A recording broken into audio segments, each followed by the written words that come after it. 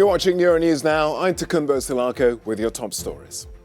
The United States and Russia's top diplomats hold talks over Moscow's military build-up on its border with Ukraine. We'll be asking how strong is the will of the West after Washington warns an invasion is imminent. Austria becomes the first country in Europe to make vaccines mandatory for all adults.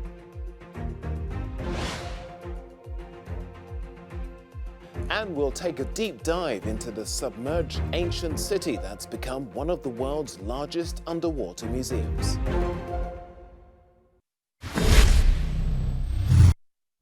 Tell me when they're in. US President Joe Biden has once again warned Vladimir Putin that any military action taken by Russia against Ukraine will not be tolerated.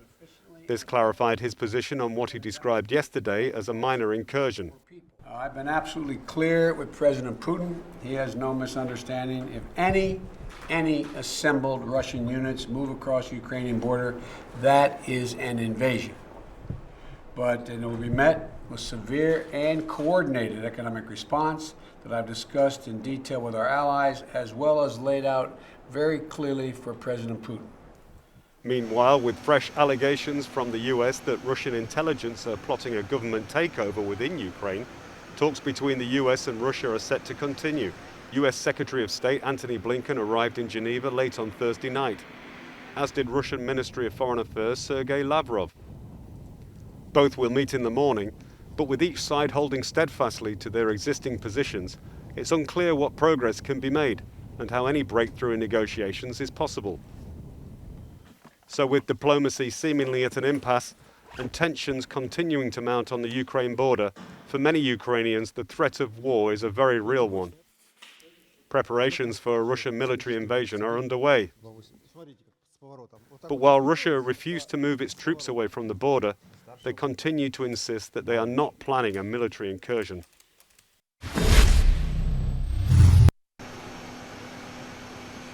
US Secretary of State Antony Blinken arrived in Geneva late on Thursday night, as did Russian Minister of Foreign Affairs Sergei Lavrov. Euronews Russia analyst Galina Polonska has more on what we can expect from their meeting later today. Extremely tough talks are expected today in Geneva, where the US Secretary of State Antony Blinken and the Russian Foreign Minister Sergei Lavrov will discuss the Ukraine crisis. The US says that Russia can launch a military incursion in Ukraine in the very near future and has accused Russia of recruiting Ukrainian officials to control the government in Kiev. Russia is accusing the West of plotting provocations in Ukraine. It says that it will not take its troops away from the Ukrainian border and insists that it does not plan any attack. Russia hopes that today Antony Blinken will respond to its security demands. The Kremlin have asked for written guarantees from the US that Ukraine or other ex-Soviet states will never join NATO and that the Western alliance will stop expanding eastwards. Moscow says that those demands are fundamental. NATO and the US have called them non-starters. And this week in Kiev, Mr. Blinken once again said that it is only Ukraine that can define and decide for its future. Moscow is warning to take all necessary measures if its demands are not answered. It is taking part in military drills in Belarus and today will start joint naval exercises together with Iran and China. No wonder neither side is expecting any breakthroughs today, but probably the biggest question that could be answered in Geneva is whether this crisis has any realistic chances to be resolved by diplomacy. Galina Polonskaya for Euronews. The Austrian Parliament has voted to introduce a COVID-19 vaccine mandate for all adults from the 1st of February.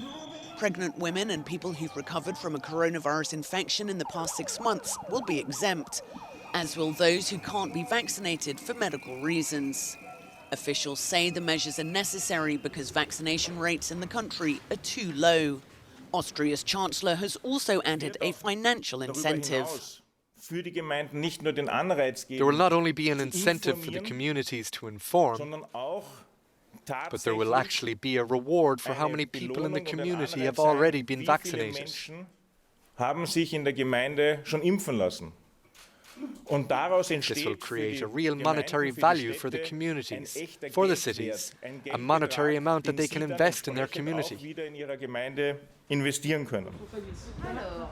In France, a new vaccination pass will replace the current health pass from Monday. The new certificate, which will no longer include negative test results, will stay in place for as long as necessary, according to the country's health minister. And a second teachers' strike against COVID protocols in schools drew many fewer teachers than just 1 week before. Sweden, meanwhile, is relaxing quarantine rules for some key workers. A select number in sectors, including healthcare and the police, won't have to quarantine at all if they have no symptoms, despite being in contact with an infected person. And Moscow has recorded its highest number of new infections since the COVID-19 pandemic began. The highly transmissible Omicron variant is already prevalent in the capital, and across the country, cases increased fivefold in the last week. American rock star Loaf has died at the age of 74. The Texas-born singer was well known for his impressive vocal performances. He began his career in the late 1960s. More than 40 million copies of his Bad Out of Hell album were sold, making it one of the best-selling albums in history. As well as his singing career, Loaf acted in a few movies such as The Rocky Horror Picture Show or Fight Club. Hundreds of migrants have protested in southern Mexico, demanding the government allows them to move north to the border with the United States. On Thursday, they gathered outside the migration office in the city of Tapachula. The migrants say they're being extorted by criminals and are vulnerable to kidnapping. Several cases of migrant kidnapping have been reported in the city and elsewhere in Mexico.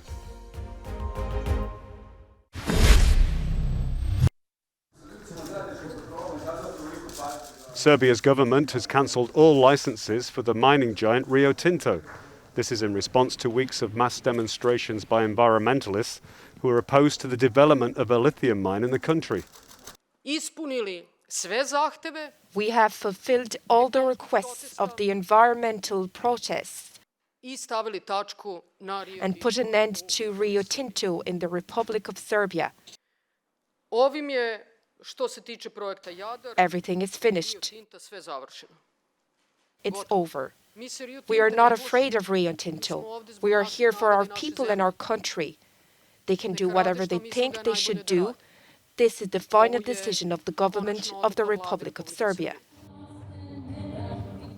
Despite a campaign of intimidation by authorities, demonstrators in Belgrade and other Serbian towns have blocked main roads and bridges over many weeks in order to show their protest against the planned mine in western Serbia.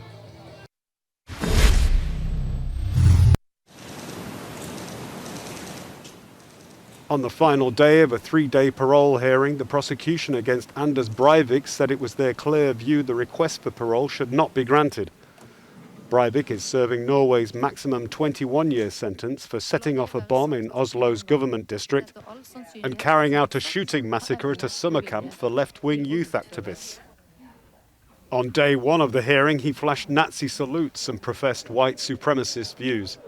You know, he's following a plan, and that plan was published in 2011 in his compendia, which says how he's going to use the media to get his right-wing, speech out, and that's what he did. And therefore, I'm disappointed of the media, some of the media, because I think it's okay to film the court case as a document, but not to stream it live. Breivik's defence team argued that he should be released to prove that he is reformed and no longer a threat to society. A final decision will be issued later this month. Still lots more to come on the programme. Don't go anywhere. We'll be back in a few moments.